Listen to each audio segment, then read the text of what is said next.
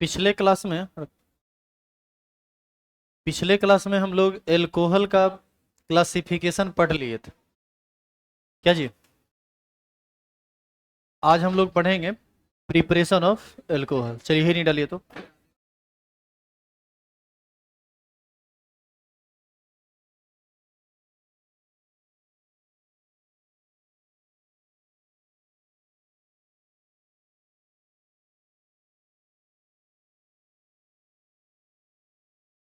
Preparation of alcohol.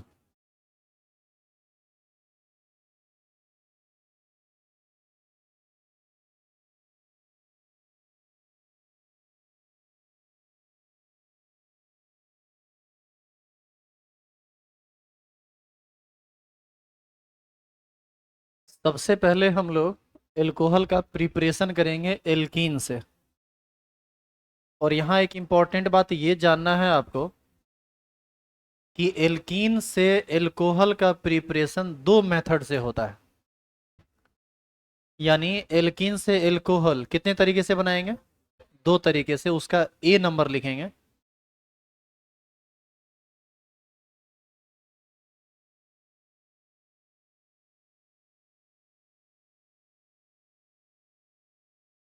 अम्ल उत्प्रेरित।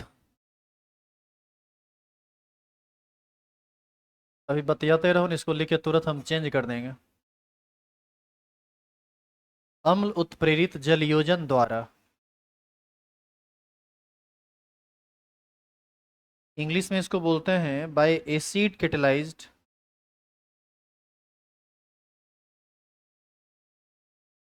Hydrolysis.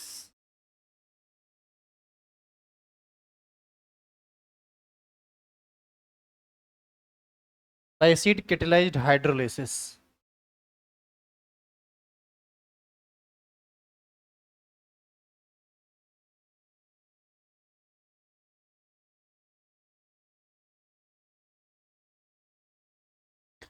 यहाँ पर एक टर्म आया है जलयोजन, जिसको इंग्लिश में हम बोलते हैं हाइड्रोलिसिस।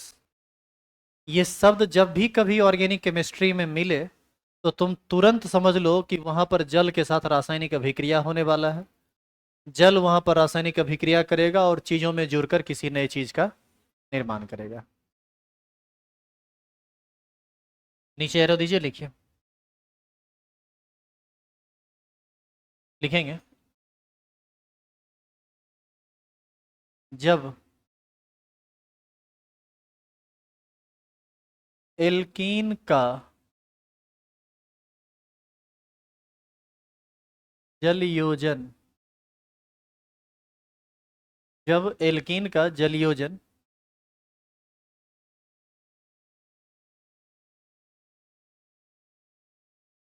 किसी अम्ल उत्प्रेरक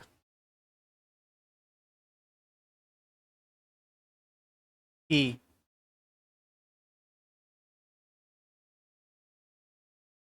उपस्थिति में होता है तो एल्कोहल का निर्माण होता है।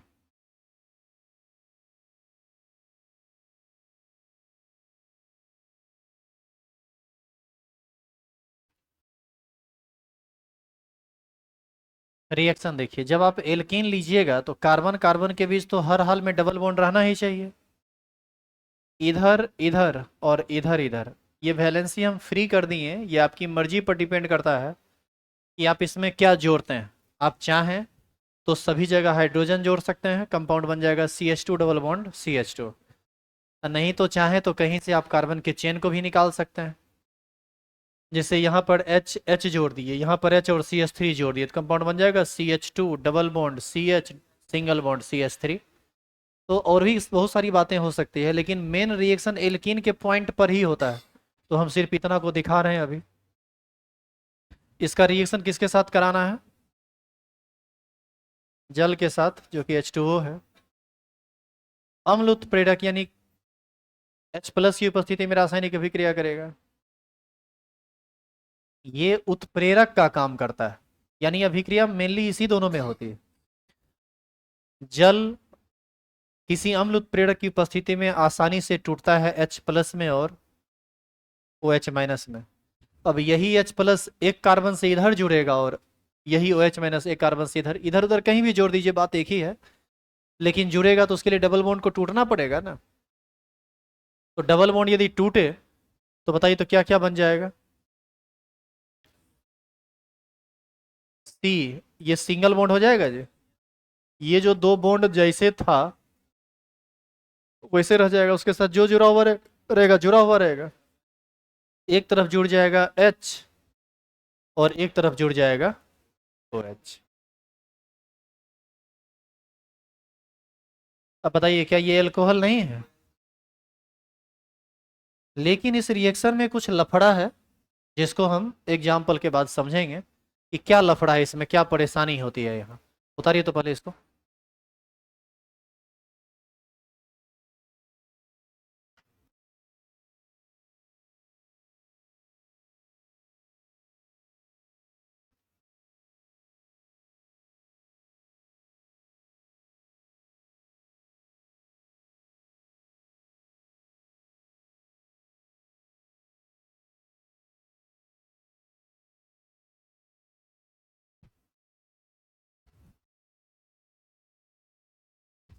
अब इसका यदि आप फ्रेश वे में एग्जाम्पल बनाना चाहते हैं तो आप सब जगह हाइड्रोजन जोड़ दीजिए। तो इस कंपाउंड को हम ऐसे लिख सकते हैं, देखो तो।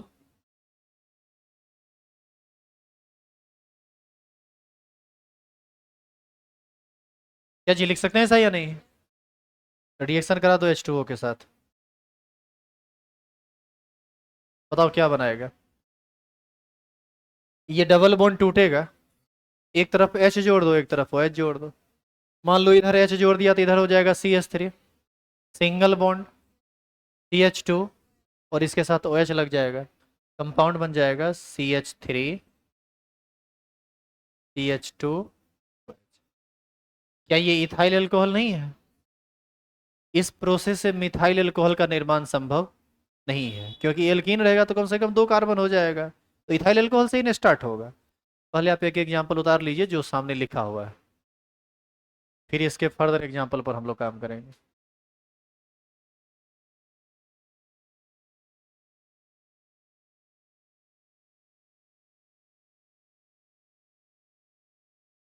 लफड़ा इसमें नहीं है, लफड़ा अब अगला एग्जाम्पल से स्टार्ट हो जाता है। और क्या लफड़ा स्टार्ट होता है इसको देखिए, और जो लफड़ा स्टार्ट होगा वो आप समझ रहे होंगे। जैसे इधर दोनों जगह हाइड्रोजन ले लो, एक जगह हाइड्रोजन ले लो और एक जगह कार्बन ले लो, बताओ यही ना बनेगा।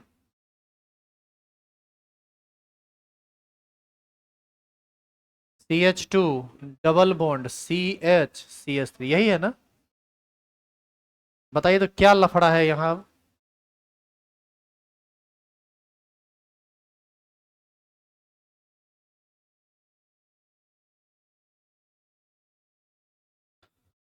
लफड़ा ये है कि तुम यदि H इधर जोड़ा तो ये बन जाएगा CH3 सिंगल बॉन्ड CH, तब तो H यहाँ ना जुड़ जाएगा। और यदि OH इधर जोड़ा तो ये बन जाएगा CH2OH। ये है आइसोप्रोपाइल अल्कोहल और ये है नॉर्मल प्रोपाइल अल्कोहल, प्रोडक्ट बदल गया ना। कौन बनेगा ऊपर, एक नंबर या दो नंबर?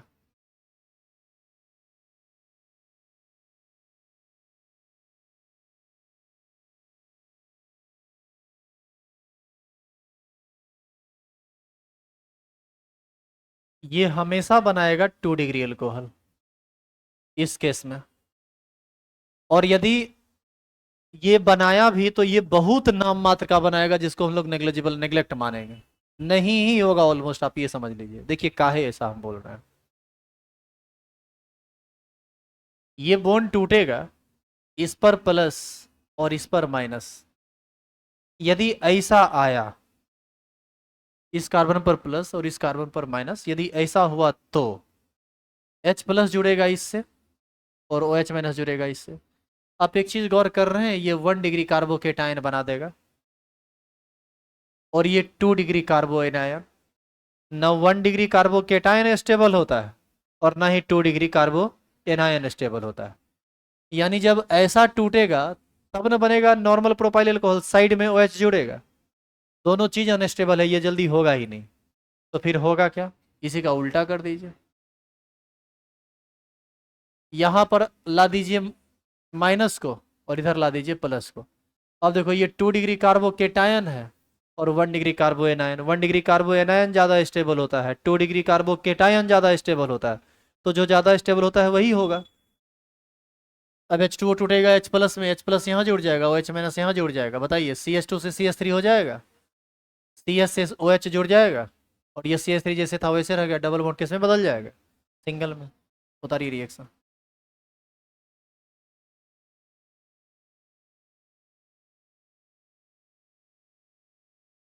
ये नीचे वाला रिएक्शन उतार लिया था।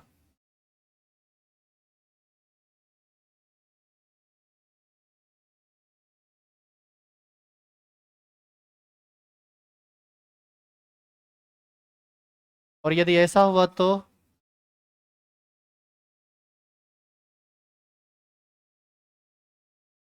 इसमें तुम गलती से भी गलती नहीं कर पाओगे। पता है क्या है, तुम कहीं H जोड़ो एक ही बात होगा, लेकिन इसमें गलती हो जाएगी। इसका मतलब यह है कि सिमेट्रिकल एल्कीन में गलती नहीं होगा और अनसिमेट्रिकल एल्कीन में गलती हो जाएगा। सिमेट्रिकल और अनसिमेट्रिकल का मतलब यहाँ क्या है, डबल बॉन्ड के बीचों बीच लाइन खींच दो, दोनों तरफ बराबर है तो गलती नहीं होगा, और बराबर नहीं है तो गलती होगा। वहां पर तुमको सतर्क रहना है। अब कितना सतर्क रहते हो ये तुम जानो।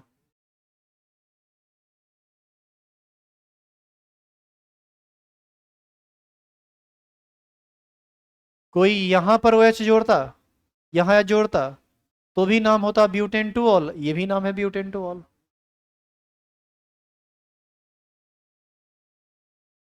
तो ये पहला रिएक्शन समाप्त हुआ। अब स्टार्ट होगा इसका बी नंबर। लेकिन बी नंबर रिएक्शन आज स्टार्ट करेंगे नहीं, आज करेंगे कुछ क्वेश्चन जो कल हुआ है ना आपका एग्जाम स्कूल में। ये क्वेश्चन करना इसलिए जरूरी है ताकि आपका कॉन्फिडेंस बिल्ड हो कि आप जो पढ़ रहे हैं वो प्रॉपर डायरेक्शन में पढ़ रहे हैं और आपसे क्वेश्चन बनना चाहिए।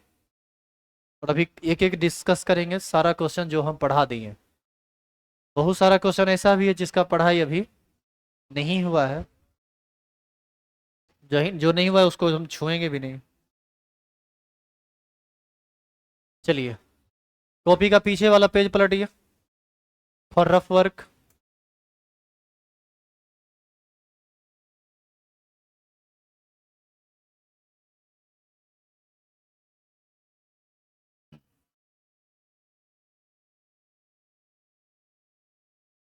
क्या आप डिस्कशन स्टार्ट करें।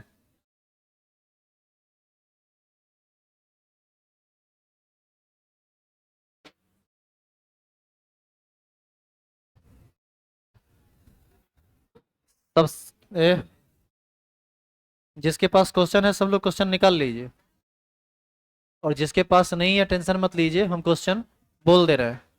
और जो लोग लाइव पढ़ते हैं वो शारदा केमिस्ट्री चैनल से क्वेश्चन को ले लीजिएगा, हम आज उसमें फोटो डाल देंगे। इसमें जो चेक मारा हुआ है वो मेरा चेक मारा हुआ नहीं है, वो हो सकता है गलत भी हो, तो वहां पर आप हमको गलत मत साबित कर दीजिएगा। आप लोग तो बहादुर है ना, आप लोग कॉपी में थोड़े क्वेश्चन बनाते हैं, आप लोग क्वेश्चन में ही क्वेश्चन को बना देते हैं। इससे बड़ा बहादुर कौन हो सकता है। चलो रे तीनों बड़ा वाला फैन बंद करो तो, ले जाओ स्विच ऑफ करो। अरे वो बंद करो स्विच।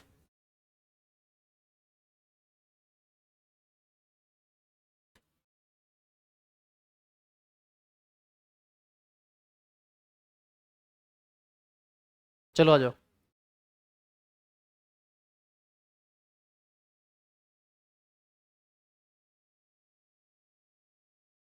देखो तुम जो पढ़े हो ना अभी तक, बहुत ज़्यादा डिटेल में पढ़े हो, इतना पढ़ने के बाद क्वेश्चन छूटेगा नहीं। लेकिन एक परेशानी है जिसकी चर्चा हम बाद में करेंगे, पहले क्वेश्चन करते हैं। क्वेश्चन है, पिंड केंद्रित घन के यूनिट सेल में परमाणु की संख्या। पिंड केंद्रित मतलब होता है बॉडी सेंटर्ड, जिसको आप बीसीसी कहते हैं। कितना परमाणु होता है? दो। एचसी में एक, बीसीसी में दो और एफसीसी में चार। सोडियम क्लोराइड में कौन सा बंधन मौजूद है? Na+ और Cl- आयनिक बंधन है। निम्नलिखित में से कौन गैर क्रिस्टलीय ठोस है? गैर क्रिस्टलीय ठोस को ही अक्रिस्टलीय ठोस भी कहा जाता है। ऑप्शन है NaCl, ग्रेफाइट, हीरा और कांच। याद कीजिए, ग्लास सुपर कूल्ड लिक्विड है, ये अक्रिस्टलीय ठोस है, ये आभासी ठोस है। लगता है कि ठोस है लेकिन वास्तव में ये ठोस है नहीं। अगला क्वेश्चन है 4 नंबर। फ्रेंकेल दोष किसके द्वारा प्रदर्शित होता है? आप याद कीजिए, शॉटकी दोष और फ्रेंकेल दोष दो चीज आपको बताया गया था। एजी AgCl AgBr सब में ना शॉटकी दोष होता है, और केबीआर में फ्रेंकेल दोष होता है। फ्रेंकेल दोष होने के लिए केटायन और एनायन के साइज में बहुत बड़ा अंतर होना चाहिए, जो अंतर केबीआर में है। तो इसका सही ऑप्शन होगा केबीआर। क्वेश्चन है, अधिकांश क्रिस्टल अच्छी दरार दिखाते हैं क्योंकि उनके परमाणु आयन या अणु होते हैं। देखो, इस क्वेश्चन में ना सुबह वाले बैच में 6 से 7 में थोड़ा हम भी कंफ्यूज हुए थे, क्योंकि ये दरार शब्द हम भी पहला बार सुन रहे हैं, ये लिखा हुआ क्या है। जब इसको इंग्लिश मीडियम में पढ़े तब हमको समझ में आया कि रियल में क्वेश्चन क्या है। तो आप लोग भी हिंदी और इंग्लिश दोनों पढ़ लिया कीजिएगा। क्वेश्चन कहता है कि most crystals shows good cleavage because their atom ion और मॉलिक्यूल्स आर। इसका होगा अरेंज्ड इन प्लेन, एक सतह में अरेंजमेंट होता है परमाणुओं का, इसी वजह से उसमें एक अच्छा क्लीवेज प्रॉपर्टी होता है। होगा क्या कि एक जगह से टूटेगा तो वो पूरा का पूरा प्लेन ही टूट के अलग हो जाएगा। जैसे आप पत्थर उत्थर को तोड़ते कभी देखे हैं? देखिएगा, एक छेनी दो चार जगह मारेगा, एक लेयर को निकालता है, पता चलता है कि पूरा का पूरा लेयर टूट के अलग हो जाता है। तो ये सब इसलिए हो पाता है क्योंकि उसका अरेंजमेंट एक सतह में होता है। आपको याद है, पहले एक सतह बनता था, फिर इसके ऊपर दूसरा सतह, फिर इसके ऊपर तीसरा सतह, फिर इसके ऊपर चौथा सतह। अब जिस सतह के बीच में गैप पर छेनी मारेगा उस सतह से ये टूट के अलग हो जाएगा, दरार पड़ जाएगा उसमें।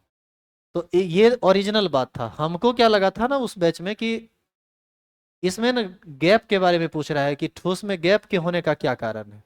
तो हम उसमें ना गोलाकार रूप से सममित बोल दिए, इसलिए बोल दिए चाहे कि कोई चीज यदि चौखुट रहे और अरेंज हो तो उसमें कोई गैप बचेगा, लेकिन स्फेरिकल को कितनों बढ़िया से सजा दो उसमें कुछ ना कुछ गैप रह जाएगा। एक्चुअल में इस गैप की बात ये नहीं कर रहा है, ये क्लीवेज, लेयर क्लीवेज की बात कर रहा है।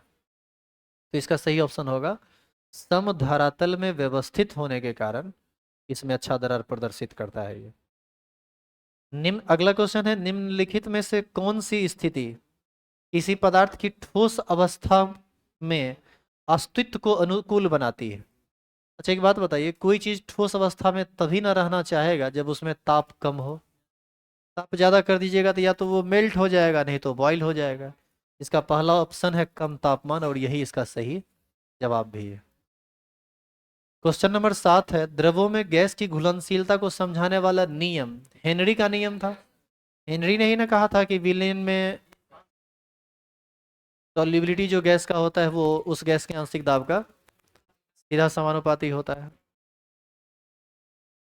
आगे क्वेश्चन है, जल में सर्वाधिक घुलनशील गैस कौन सा है? इसमें कंफ्यूज नहीं होइए।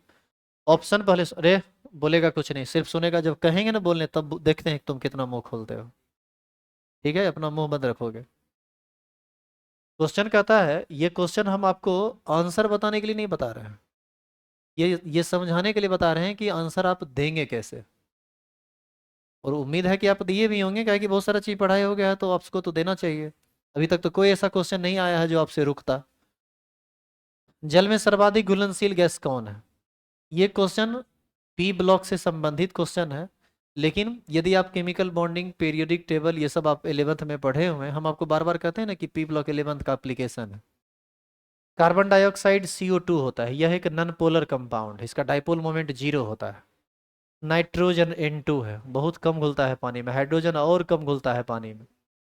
NH3 अमोनिया, ये पानी में सबसे ज़्यादा घुलता है, क्योंकि जल के अणुओं के साथ NH3 अंतर आणविक हाइड्रोजन बंधन का निर्माण करता है। आप याद कीजिए, हाइड्रोजन बंधन तीन ही केस में बनता है, जब नाइट्रोजन के साथ हाइड्रोजन जुड़ा हुआ हो, या फ्लोरीन के साथ, या ऑक्सीजन के साथ। यहाँ पर नाइट्रोजन के साथ हाइड्रोजन है ना जुड़ा हुआ, यहाँ पर अंतराण्विक हाइड्रोजन बंधन बनाएगा। 11th में याद कीजिए, केमिकल बॉन्डिंग में हाइड्रोजन बॉन्डिंग आपको पढ़ाया गया था।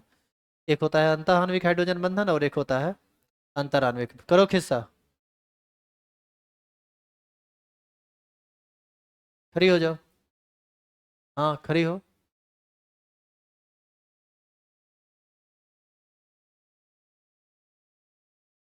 इधर आओ, चलो निकलो इधर। उधर से आना तो।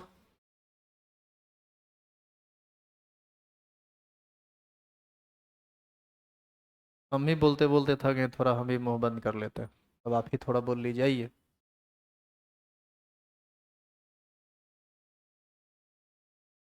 ऊपर।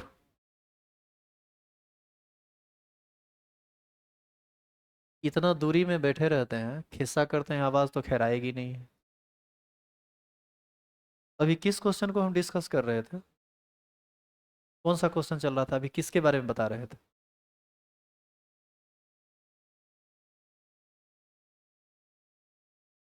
क्या बता रहे थे बताइए। बोलिए ना, कौन सा क्वेश्चन चल रहा था अभी? कोई क्वेश्चन पर बात, खिस्सा कर रहे थे क्या जी हम अभी मतलब खिस्सा कर रहे थे कि कल कहाँ कहाँ गया, किसके किसके साथ तुम घूमा, ऐसा कुछ खिस्सा चल रहा था क्या? पढ़ाई हो रहा था ना? क्या पढ़ा रहे थे बताइए? अभी लास्ट क्वेश्चन क्या डिस्कस कर रहे थे?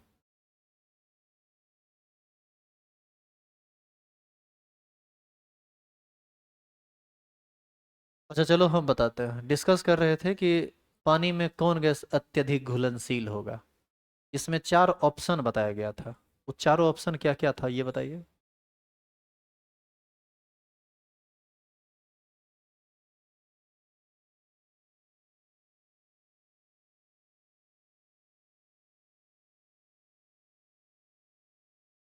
चार ऑप्शन था उसमें।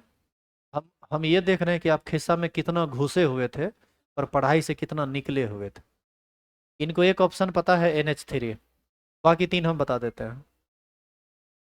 बाकी एक था कार्बन डाइऑक्साइड, एक था नाइट्रोजन गैस, और एक था हाइड्रोजन गैस, और एक था NH3। पानी में कौन घुलनशील होगा? NH3 होगा। इसका क्या कारण बताया गया था? इसका भी कारण समझा रहे थे हम। इसके पीछे का रीजन क्या है? क्लास पढ़ाई करने के लिए आते हैं या पिकनिक मनाने के लिए? तो बताइए। तुम भी निकलो रे।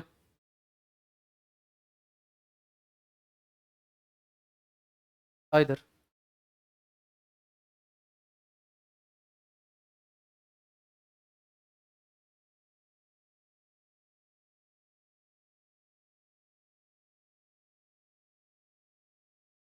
चलो खड़ी हो इधर आकर। क्या कारण है NH3 के ज़्यादा सॉल्युबल होने का? कितना दिन के बाद क्लास आई है? 4 दिन के बाद। तो कोनो बातें नहीं। पढ़ाई लिखाई से मतलब हो तब ना रेगुलर क्लास कीजिएगा। अच्छा ठीक है। आज फिर गायब होइएगा तो फिर 4 दिन के बाद आइएगा। अरे, ये खाना है क्या पढ़ाई लिखाई जो रोज खाना है? अरे 4 दिन में एक दिन किए कितना ना हो गया, उसमें भी कर कहाँ रहे हैं? उसमें भी तो खिस्सा कर रहे हैं क्लास में बैठ के। ये क्वेश्चन पूछा हुआ है, क्वेश्चन डिस्कस कर रहे हैं। इसी टाइप का क्वेश्चन आपको एनुअल एग्जाम में पूछा जाएगा, वहां पर आप परेशान होइएगा कि क्वेश्चन नहीं बन रहा है, और फिर हमको दोषी ठहराइएगा। खुदा ना खास्ते कहीं फेल उल हो गए तो और दिक्कत। काहे ऐसा करते हैं आप लोग? अपनी समझदारी नहीं है क्या? हल्ला ना हो इसके लिए बड़ा वाला फैन बंद कर दिया गया सब। उससे बड़ा बड़ा फैन स्टार्ट है। ये खड़ा रही उधर कोना में जाकर। यही खड़ा रही, अब आप लोग का यही वही होगा। अरे वो फैन को सीधा कर दो तो खड़ी रहेगी उधर जाकर। पूरा घंटी खड़ा रहिए। आप लोग ऐसे समझने वाले में से हैं नहीं। जाओ उधर जाके कोना में जाके उधर स्क्रीन पर देखना, उधर पढ़ना। जाओ दोनों जाओ, खड़ी रहो, पूरा घंटी खड़ा रहो। कुर्सी पर बैठना नहीं है, खड़ा रहना। अब तुम लोग बोलेगा नहीं, समझा? मार लग जाएगा तुम लोग को। और जितना लड़की लोग खिस्सा करेगी सबको बुला के खड़ा करेंगे मंच पर। और आपकी जानकारी के लिए दे दें कि क्लास लाइव लाइव नहीं है, रिकॉर्डिंग चल रहा है, लाइव कर देंगे इसको, वीडियो को। कीजिए नाटक।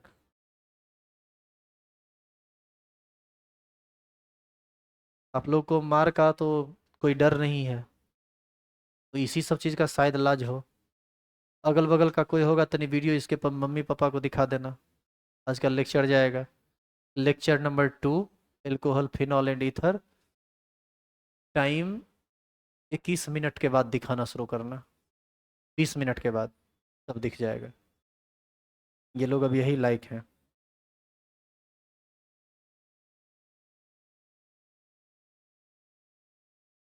तो NH3 जो है वो जल के अणुओं के साथ अंतर आणविक हाइड्रोजन बंधन का निर्माण करता है, इसीलिए यह पानी में घुलनशील होगा।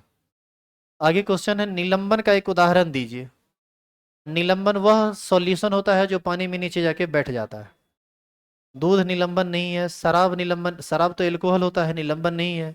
यूरिया, अब देखिए हम लोग क्लास में बार बार आपको डिस्कस करते होंगे कि एल्कोहल की जगह शराब बोल देते होंगे, तो आप लोग को लगता होगा सर शराब बोल रहे हैं। क्वेश्चन में देखिए लिखा हुआ है शराब, ब्रैकेट में लिखा हुआ है एल्कोहल।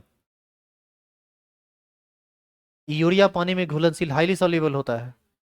पानी में चॉक का मिश्रण, ये पानी में जब घुलाओगे ना तो डस्ट बना के घुल तो जाएगा, लेकिन जब छोड़ोगे तो नीचे जाके बैठ जाता है। तो ये भी इसका उदाहरण है। कमेंट काहे करता है रे जब कोई लड़की उधर खड़ी होती है तो? चलो खड़ा हो जाओ, तुम भी जाओ उधर जाके खड़ा हो जाओ। चलो खड़ा हो, वहाँ जाओ। हमको बाद में ध्यान आया कि तुमको भी खड़ा कर, नहीं नहीं जाओ ना, हम सुने थे। जाओ उधर जाके बेंच के बगल में खड़ा हो जाओ, दीवार लग के। कोई बात नहीं, खड़ा रहो ना, आज दिन भर अब तुम भी खड़ा रहो पूरी घंटे। नहीं, कोना में, कोना में खड़ा होइए। हाँ बहुत बढ़िया। पूरा घंटे जिसको पनिशमेंट मिलेगा वो 5 मिनट के लिए नहीं, नहीं मिलेगा। जब तक अब क्लास में छुट्टी नहीं होगा तब तक उसी दशा में खड़ा रहिएगा आप। हम बैठेंगे मौज में, वही होना ही है। निम्नलिखित में से कौन मिश्रणीय तरल पदार्थ की एक जोड़ी है? मिश्रणीय मतलब घुल जाने वाला चीज, वही ना मिश्रणीय होगा। ऑयल और वाटर ये कभी घुलने वाला नहीं है। केरोसिन वाटर कभी नहीं घुलेगा। वेजिटेबल ऑयल और कॉर्न सिरप कभी नहीं घुलेगा। इथेनॉल और पानी, शराब और जल, पैक बना बना के लोग घोल के पीते हैं, तो ये पानी में घुलेगा। इसका सही ऑप्शन है डी नंबर। कोहड़ा कोलाइडल प्रणाली का एक उदाहरण है जिसमें शामिल है। कोहड़ा गैस में द्रव्य घुला रहता है, जब आप ठंडा के दिनों में चलते हैं तो पिपनी पर, आंख पर आके जमा हो जाता है। इसका क्या सही ऑप्शन होगा? गैस में फैला हुआ तरल, यानी लिक्विड डिस्पर्स्ड इन गैस। क्वेश्चन नंबर 12 है, इमल्सन के घटक होते हैं। आप याद कीजिए, इमल्सन दो द्रव का अमिश्रण या एक कोलाइडल विलयन होता है। तो दो तरल का ने, दो तरल ही ने इसका ऑप्शन होगा। खड़े हो दोनों, चलो इधर आओ। खड़ी हुई रे, ये निकलो रे बाहर, बाहर निकलो, निकलो जल्दी। अरे निकली की चार लाठी दे दे तुमको कस। चलो निकलो जल्दी। चलो निकलो जल्दी, जल्दी निकलो, जल्दी निकलो दोनों। निकली रे, चलो निकलो। चढ़ो इस पर, लाठी मार मार के चढ़ा देंगे फिर तो। चलो जल्दी आओ इधर, इधर यहाँ। चलो चलो ऊपर ऊपर। उधर नहीं खड़ा होना है, उधर नहीं, इधर आइए। चलो चलो इधर जाओ, ये इधर। चलो चलो, जाओ, जाओ उधर। हाँ, खड़ी रहो। इसको दिखाना तुम लोग 30 मिनट पर, 30 मिनट 2-3 सेकंड पर दिखेगी ये लोग, वही करना ही है। अब जो है ना डिजिटल बेइज्जती होगा। अरे इंडिया डिजिटल हो गया है तो बेइज्जती भी अब डिजिटल होगा। काहे कि ये लोग इतना हद से पतित हो चुके हैं कि समझने का नाम नहीं, मतलब दू दू वाला बतिया लेवे करेंगे चाहे कितना इंपॉर्टेंट क्वेश्चन है तो है। हिस्सा इंपॉर्टेंट है भाई। अच्छा लजाइए नहीं। लजा का आप लोग लजा रहे हैं क्या? नहीं लजाइए नहीं। अरे हम खुद खड़ा है, देखो बेल्लज की तरह खड़ा है। क्यों हम लजा रहे हैं? तुम भी खड़ी रहो, तुम भी खड़ा रहो बेल्लज की तरह। बेल्लज नहीं है, हिस्सा करने में लाज नहीं लगता है। चलो अगला क्वेश्चन तक चलो, मुंह बंद करो। मंच पर जगह भर जाएगा ना तो मार मार के सुता देंगे, तब खड़ा थोड़े करेंगे। क्वेश्चन नंबर 13 है, निम्नलिखित में से कौन सा आइसोमेरिक एल्कोहल पानी में अत्यधिक घुलनशील है? सुनिए, आइसोमेरिक एल्कोहल में पहला एल्कोहल है ये, दूसरा एल्कोहल है ये। इस क्वेश्चन में एक गलती क्या कर दिया, आइसोमेरिक एल्कोहल तो बोला, लेकिन सेकंड ऑप्शन में आइसोप्रोपाइल एल्कोहल लिख दिया। एक्चुअल में उसको लिखना था आइसोब्यूटाइल एल्कोहल। तो क्वेश्चन को वो सही कर लेंगे, अब उससे गलती हो गया तब यहाँ पर क्या सही कीजिएगा। आगे है secondary butyl alcohol, secondary butyl alcohol इसको कहते हैं। और इसके आगे है टर्शियरी ब्यूटाइल एल्कोहल। आपसे क्वेश्चन पूछता है कि कौन सबसे अधिक घुलनशील होगा। देखिए, घुलनशील वाला पार्ट तो सब में O H O H O H है, सब में है, घुलनशील सब होगा। लेकिन अत्यधिक घुलनशील कौन होगा ये कैसे निकालेंगे? इसमें ब्रांचिंग ज्यादा है, इसका सरफेस एरिया कम होगा, और इसमें ब्रांचिंग कम है, सरफेस एरिया ज्यादा होगा। सरफेस एरिया ज्यादा होगा तो हाइड्रोफोबिक पार्ट ज्यादा बड़ा हो जाएगा और हाइड्रोफिलिक पार्ट छोटा हो जाएगा। ये सबसे कम घुलेगा और ये सबसे ज्यादा घुलेगा। इतने नहीं, तो विलेयता में सबसे ज्यादा ये घुलेगा और सबसे कम ये घुलेगा। इसी में यदि क्वथनांक आपसे पूछता है ना तो क्वथनांक सबसे ज्यादा इसका होता और विलेयता सब, सॉरी क्वथनांक सबसे कम इसका होगा। याद है ब्रांचिंग जितना ज्यादा होता है उसका क्वथनांक उतना कम होता है। क्वेश्चन नंबर 14 है, फिनॉल के ब्रोमिनेशन के लिए आवश्यक पदार्थ। आप याद कीजिए एल्काइल हैलाइड का, एल्काइल हैलाइड का, एल्काइल हैलाइड नहीं सॉरी, क्लोरोबेंजीन का एल्काइलेशन कराते थे, क्लोरीनेशन। तो Cl2 रिएक्शन करता था किसके प्रेजेंस में? FeCl3 के प्रेजेंस में, LCl3 के प्रेजेंस में। लेकिन फिनॉल का जब ब्रोमिनेशन करवाइएगा ना तो वहां पर CH2 लिया जाता है। तो इसका सही ऑप्शन होगा CH2। यहाँ पर FeBr3 या AlCl3 ऑप्शन नहीं होगा। लेकिन ये क्यों नहीं बना? क्योंकि अभी आप फिनॉल पढ़े नहीं है, एल्कोहल ही नहीं चल रहा है, एल्कोहल के बाद फिनॉल आएगा। आगे है, उच्चतम क्वथनांक वाला पदार्थ कौन है? 3 ऑप्शन है। पहला ऑप्शन है ये, दूसरा ऑप्शन है ये, तीसरा ऑप्शन है ब्यूटेन वन ऑल ये। तो लोग मने मन गाली दे रही होगी हम जानते हैं, लेकिन हमको इस सब बात से कोई फर्क नहीं पड़ता है, हम लोग पतित हो चुके हैं। बताइए कौन सा सबसे ज्यादा होगा? पेंट वन ऑल, इसका बॉइलिंग पॉइंट सबसे ज्यादा होगा क्योंकि इसका मॉलिक्यूलर वेट सबसे ज्यादा है, ऊपर से ब्रांचिंग भी नहीं है। आगे क्वेश्चन है कि जब अतिरिक्त ब्रोमीन जल से उपचारित किया जाता है तो फिनॉल देता है, ये भी रिएक्शन आप नहीं पढ़े हैं। जानिए, अभी तुरंत आपको बताया गया था ना कि फिनॉल का अभिक्रिया होता है ये Br2 के साथ। एक्चुअल में ब्रोमीन वाटर के साथ जब रिएक्शन होता है ना तो ये बनाता है 2,4,6 ट्राई ब्रोमोफिनॉल, और ये उजला अवक्षेप बनाता है, पानी में नीचे जाके बैठ जाता है। फिनॉल जब पढ़िएगा तो इसको हम बताएंगे। क्वेश्चन नंबर 17 है, एल्कोहल की अम्लीयता का सही क्रम क्या है? यहाँ पर एक क्वेश्चन नहीं, यहाँ पर दो तरह के क्वेश्चन के एराइज होने की संभावना होती है, आप दोनों बात समझ लीजिए। 1 डिग्री 2 डिग्री था ना? एक चीज देखो तो, ए, अरे अब क्या करें? मंच पर चढ़ के एक हिस्सा, एक होता है हड्डी स्पतित, वो तो खैर पहले थे, अब उससे एक लेवल ऊपर उठ गया है। आराम से खड़ा रहिए, ठीक है? अब अगला दिन भी खड़ा कर देंगे जब आइएगा तब। उसका पनिशमेंट ये होगा कि अब आज खड़ा रहे, अब अगला दिन भी खड़ा रहिएगा, जब आइएगा बीच में छुट्टी ले लीजिएगा, ठीक है, जिस दिन आएगा उस दिन खड़ा कर देंगे बोर्ड पर बुला के। याद, अरे याद रहेगा, क्या बोला याद रहेगा, क्या बात करता है। इतना बड़ा केमिस्ट्री देखते हो, पूरा दिमागे में नहीं रहे, कभी देखते हो बुक का हम हेल्प लेते हैं? अच्छा, केमिस्ट्री को समझना आसान है, लड़की लोगों को समझना आसान नहीं है। लड़की लोगों को लड़की के रूप में समझना मुश्किल है, स्टूडेंट के रूप में समझना बहुत आसान है। लड़की को तो भगवान नहीं समझ पाए, हम तुम क्या समझेंगे जी। ये सब अनबूझ पहेली है ये सब, इस पर तो दिमाग लगाओ ही नहीं।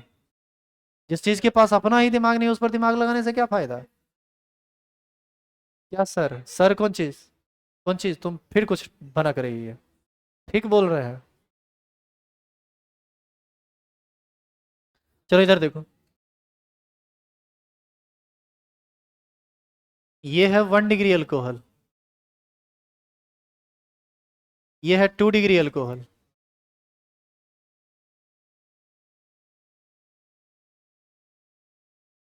बताइए, ये 2 डिग्री अल्कोहल है, और एक बनाते हैं 3 डिग्री अल्कोहल। देखो, सबसे पहले ये जानो कि ये अल्कोहल जो होता है ना, ये दोनों नेचर शो करता है, बेसिक नेचर भी और एसिडिक नेचर भी। बेसिक नेचर इसलिए शो करता है क्योंकि ऑक्सीजन के पास लोन पेयर है, लोन पेयर से H प्लस पर अटैक करेगा, H प्लस को आपस में जोड़ लेगा, इसलिए ये क्षार है।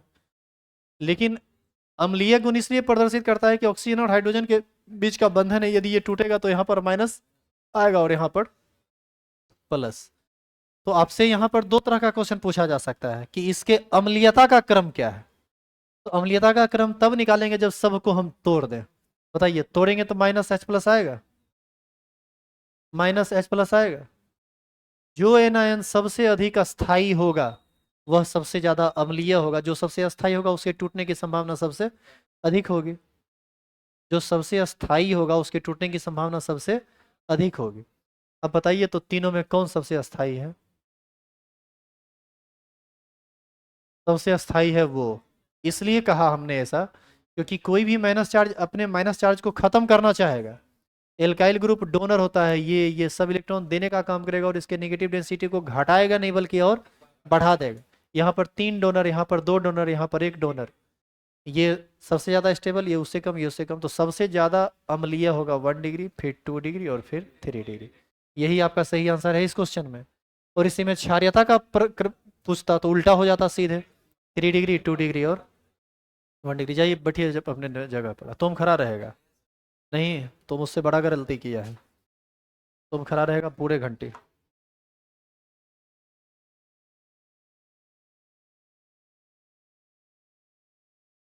क्वेश्चन नंबर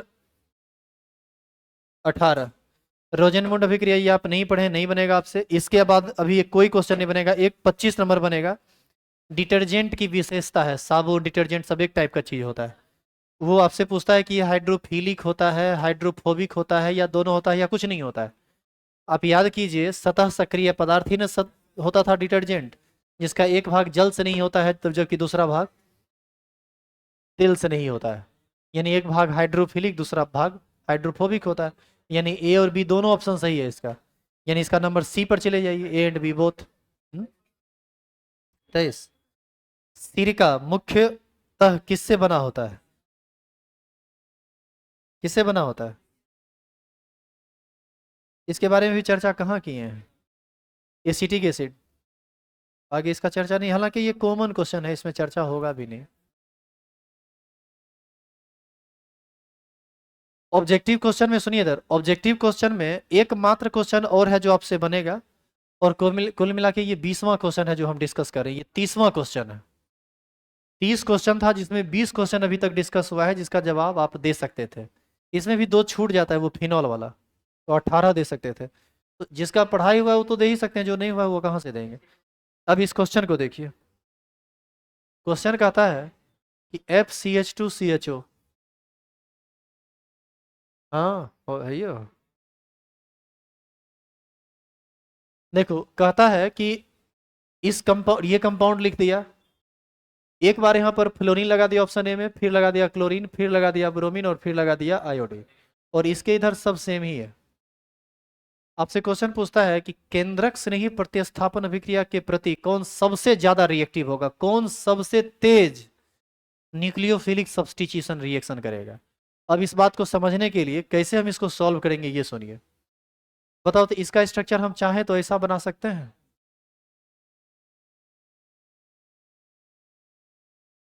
ऐसा कर सकते हैं कि नहीं। कोई भी न्यूक्लियोफाइल आएगा NU माइनस, ये माइनस तुरंत अटैक कर देगा किस पर, कार्बन पर, क्या कि वहां डबल बॉन्ड है, डबल बॉन्ड को तोड़ के जुड़ जाएगा। ये बॉन्ड टूटेगा ऊपर के डायरेक्शन में, यहाँ पर आ जाएगा माइनस, इसके साथ जो प्लस आया होगा उस माइनस से जुड़ जाएगा और ये कार्बन से जुड़ जाएगा। यही काम सब में होगा। बताइए तो कौन सबसे फास्ट करेगा, फ्लोरीन क्लोरीन ब्रोमीन या आयोडीन वाला, कौन केस सबसे फास्ट रिएक्शन यही करेगा। इसका कारण है कि कोई भी न्यूक्लियोफाइल इस पर तब ज्यादा अटैक करेगा जब इस पर पॉजिटिव चार्ज ज्यादा हो, और इस पर स्ट्रॉन्ग एक्सेप्टर लगा हुआ है कौन, फ्लोरीन, क्योंकि फ्लोरीन का इलेक्ट्रोनिगेटिविटी बाकी सबसे ज्यादा होता है। इसमें माइनस आई इफेक्ट सबसे ज्यादा होगा, इसके इलेक्ट्रॉन खींचने की सबसे ज्यादा क्षमता फ्लोरीन में होगी, इसीलिए इसका सही आंसर क्या है, फ्लोरीन। सब्जेक्टिव क्वेश्चन में है CH3 CH double bond CH।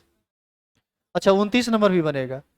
Acetone को ब्लीचिंग पाउडर के साथ मिलाने पर क्या बनता है, क्लोरोफॉर्म बनता है, यही तो एक दो दिन पहले बताया है। तो ये भी बनेगा। तो 20-22 क्वेश्चन, देखो 30 क्वेश्चन में 20-22 क्वेश्चन है जो बन जाएगा, जबकि अभी पी इनऑर्गेनिक का 2 चैप्टर बचा हुआ है और ऑर्गेनिक का 6 चैप्टर बचा हुआ है।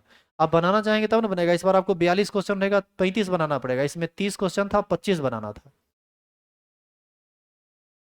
इधर देखिए, टाइम कम है थोड़ा, इधर देखिए।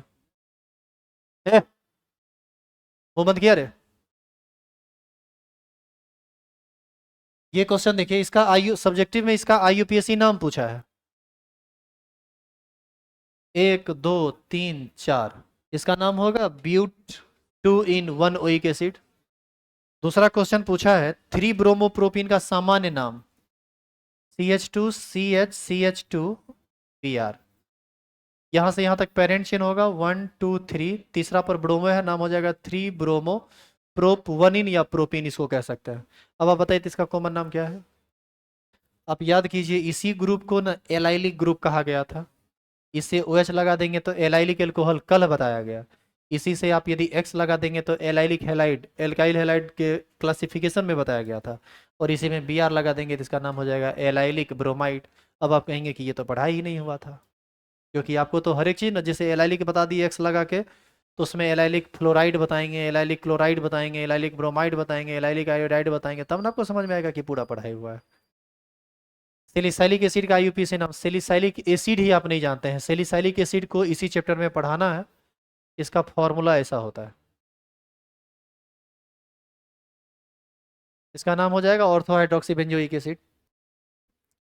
आगे क्वेश्चन पूछता है कि कार्बन परमाणु की समान संख्या वाले एल्कोहल का क्वथनांक का सही क्रम क्या है। कार्बन परमाणु की समान संख्या ले लो और तब पूछता है कि क्वथनांक का सही क्रम क्या है। 3 डिग्री वाला जो बनेगा वो सबसे ज्यादा क्वथनांक वाला होगा, 2 डिग्री वाला उससे कम, 1 डिग्री वाला सबसे कम। अरे 4 कार्बन का एल्कोहल बनाओ, एक 4 कार्बन का 1 डिग्री बना दो, 4 कार्बन का 2 डिग्री बना दो, 4 कार्बन का 3 डिग्री बना दो। 3 डिग्री वाला सबसे ज्यादा कम होगा ना, 3 डिग्री वाला क्वथनांक सबसे कम होगा, 2 डिग्री का उससे ज्यादा होगा और 1 डिग्री का सबसे ज्यादा होगा। जो हाईली ब्रांच्ड होता है उसका सरफेस एरिया कम, उसका क्वथनांक कम होता है। इथेनॉल को एसिटिक एसिड में परिवर्तित करने के लिए, ये आप पढ़े नहीं है, इथेनॉल को एसिटिक एसिड में बदलने के लिए KMnO4 या किसी स्ट्रॉन्ग ऑक्सीडाइजिंग एजेंट K2Cr2O7 या CrO3 की जरूरत पड़ती है। एल्डोल संघनन नहीं पढ़े हैं आप। 7वां नंबर है ऊर्ज अभिक्रिया से आप क्या समझते हैं, उदाहरण द्वारा समझाएं, क्या पढ़े हैं कि नहीं। आप याद कीजिए, VVI लगा के पढ़े हैं। हेनरी का नियम आप ऑलरेडी पढ़े हुए हैं। शॉर्ट की दोष आप ऑलरेडी पढ़े हुए हैं। इबिलियोस्कोपिक कांस्टेंट जिसको आप KB कहते हैं, मोलल उन्नयन स्थिरांक, याद है आपको। वह विलयन जिसका मोललता 1 होता है उसके क्वथनांक उन्नयन को ही मोलल उन्नयन स्थिरांक KB कहते हैं। याद करो, डेल्टा टीवी बराबर KB इंटू M होता था, if M equal to 1 then delta TV equal to KB। इसी को ना यहीं पर डिफाइन किए थे।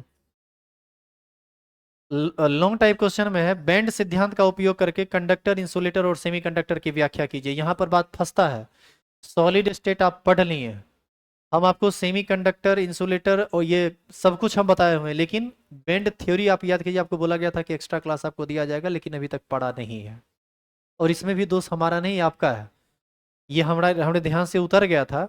नहीं नहीं, ये सेमीकंडक्टर तो हम बताएं, एन टाइप, पी टाइप, खाली बेंड थ्योरी से नहीं बताएं। तो बेंड थ्योरी हम आपको नहीं, हम भी बताएंगे बेंड थ्योरी। बेंड थ्योरी हम भी बताएंगे, ये केमिस्ट्री का ओरिजिनल चीज़ है। इसमें मॉलिक्यूलर ऑर्बिटल थ्योरी का भी थोड़ा सा यूज होगा। कंडक्शन बैंड ये सब का यूज होता है, वैलेंस बैंड, कंडक्शन बैंड इसको बोलते हैं, चालक बैंड, संयोजक, देखेंगे तो ये बता देंगे हम आपको। एंजाइम क्या है, एंजाइम उत्प्रेरण, ये केमिस्ट्री ने एवरीडे लाइफ का चीज़ है। वैसे एंजाइम ये सब आप बायोलॉजी वाले लोग थोड़ा ज़्यादा जानते होंगे इसको। एंजाइम एक जैव उत्प्रेरक है जो शरीर के अंदर अंतःक्रिया में अंतर रासायनिक अभिक्रिया को गति प्रदान करता है। एक क्वेश्चन है 13 नंबर, पैरा डाइक्लोरोबेंजीन का गलनांक ऑर्थो और मेटा आइसोमर की तुलना में बहुत अधिक होता है। याद करो, भी लगा के लिखाए थे ये, याद है ये वाला जो 3 फोटो बनाए थे। CL एक बार यहाँ जुड़ा था, एक बार मेटा पर जुड़ा था, एक बार पैरा पर जुड़ा था। बोला गया था कि इसका क्वथनांक आपस में लगभग समान होता है, लेकिन द्रवनांक ऑर्थो और मेटा वाले का लगभग समान होता है। याद करो 6-7 डिग्री का अंतर था। लेकिन याद है एक बैगे मेल्टिंग पॉइंट भागा था, 75-80 डिग्री भाग गया था पैरा वाला का, जिसमें आपको बताया गया था कि कॉम्पैक्ट संरचना बनाता है। जिसमें आपको ये बताया गया था कि स्केच को तिरछा करके जोड़ के अरेंज करो, सीधा करके जोड़ के अरेंज करो, याद है बताया गया था क्लास में। और वहां पर बड़ा बढ़िया से हम समझाए थे क्वेश्चन कैसे पूछता है और उसका जवाब कैसे तुम दोगे। तो ये तुम्हारा है। आगे है, मिथेनॉल में 0.45 m घोल का 500 ml तैयार करने के लिए बेंजोइक एसिड के कितने ग्राम की आवश्यकता पड़ेगी, बताइए। मोलरिटी कितना है? 0.45। वॉल्यूम कितना है? 500 ml। आप बताइए तो, मोलरिटी बराबर क्या होता है? मोल बाय वॉल्यूम। वॉल्यूम होना चाहिए लीटर में, तो यहाँ से मोल पता चल जाएगा। बेंजोइक एसिड का मोल पता चल गया, तो बेंजोइक एसिड का मॉलिक्यूलर वेट से गुना कर दीजिएगा तो उसका भार नहीं पता चल जाएगा।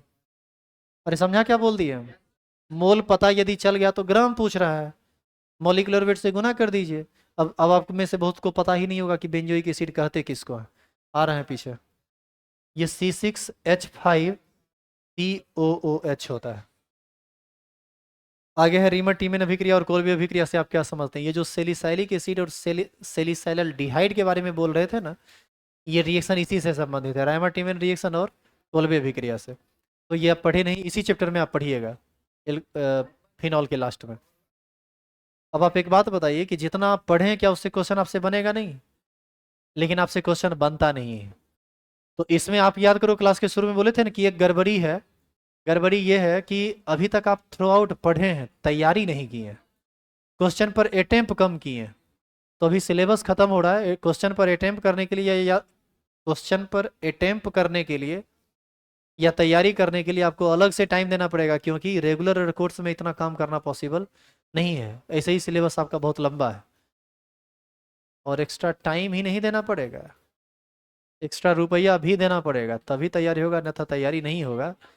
यही सब काम क्रैश कोर्स में होगा, नहीं तो फिर सिलेबस खत्म करके हम आपको छोड़ देंगे। तो आप अपने हैं तो आपको थोड़ा फीस, थोड़ा नहीं, आपको आधा लगेगा, बाहरी को दोगुना लगेगा। 600 से 700 के आसपास लगेगा। 500 में नहीं करेंगे। भीख मांग रहे हैं क्या यहाँ बैठ के हम? हम्म? नहीं, खड़ा रहो, सीधे घर पे जाके बैठेगा। क्या बोला? न्यूमेरिकल? न्यूमेरिकल बिहार बोर्ड में थोड़ा हल्का पूछता है। CBSE में रहते तो ज्यादा भारी पूछता, IIT मेडिकल में जाए खाली न्यूमेरिकल ही पूछेगा, ऐसा कुछ भी नहीं करता है। सब देखो, सब एग्जाम का अपना पैटर्न और अपना लेवल है। आप किस एग्जाम के लिए प्रिपरेशन कर रहे हैं और यहाँ किस लिए आए हैं, ये मैटर करता है। आप यदि यहाँ IIT का तैयारी कर रहे होते ना, तो तब हमारा पढ़ाने का तरीका बदल जाता, तब हम थोड़े से आपको पढ़ाते। तो आपका प्राइमरी नीड क्या है, हम उसको देख के पढ़ाते हैं। अब आप कहिएगा कि सर ऑब्जेक्टिव क्वेश्चन 200-300 करवाइए ना, IIT का ट्रिपल ए का करवाइए, कहाँ करवाएंगे? यहाँ नॉर्मल नॉर्मल चीज बताते हैं तो बतियाने लगते हैं लोग। आइए कल आगे का पढ़ाई होगा। खिस्सा उस्सा कम किया कीजिए, चंदन करके आती है, खिस्सा करेगी। आगे से अब डिजिटल बेइज्जती एक तरफ से सबका होगा, लड़की लोग का तो ज्यादातर इधर खड़ा रखेंगे यहाँ पर। किसका, किसकी है